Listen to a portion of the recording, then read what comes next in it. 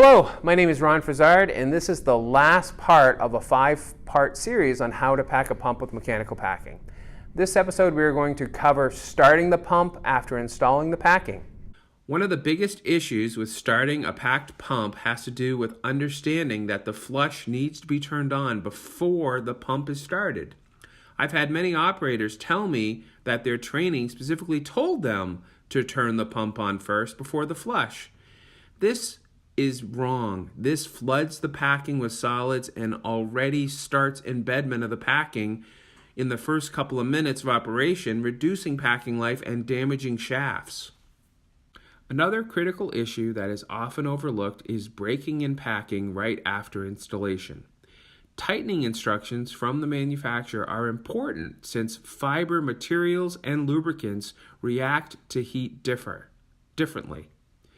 For example, a PTFE-based packing holds heat in and thermally expands drastically, resulting in excess heat to the point of glazing. Glazing of PTFE can cause harsh chemicals being released and hardening the packing that destroys shafts and does not seal. PTFE fibers or lubrication needs extra time to break in, making sure there is no heat wave being created that can cause glazing.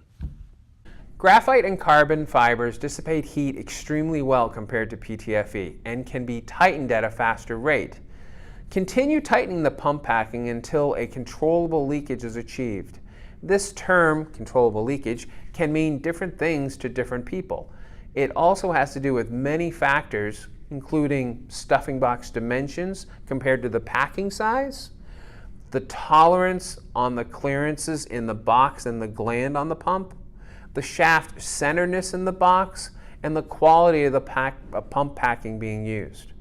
Regarding the quality of the packing, some issues to consider are the purity of the materials and the density and gaps in between the strands of the braid. This is based on the braiding machine's weights and tensions of the fiber during manufacture. Some packings can get to an extremely low leak rate, but with PTFE it is advised to keep some leakage since it is the only method to get frictional heat out of the stuffing box. Making adjustments on the packing is going to be based on a few factors. The biggest one is the number of rings in the box. 5 rings will have more consolidation than 3 and require more time in adjustments.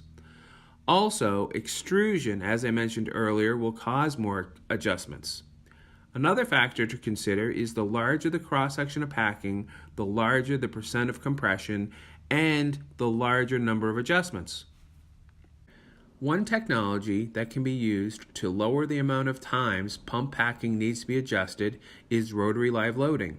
By using springs on the bolts of the pump, it gives more travel in the connection. When the packing consolidates, the springs move to cover the travel, resulting in lower leakage during the consolidation period. This results in lowering the number of adjustments of the packing. Adjusting packing also should be part of any training program of operators. For example, many packing failures can occur when the packing is over-tightened during a retorque.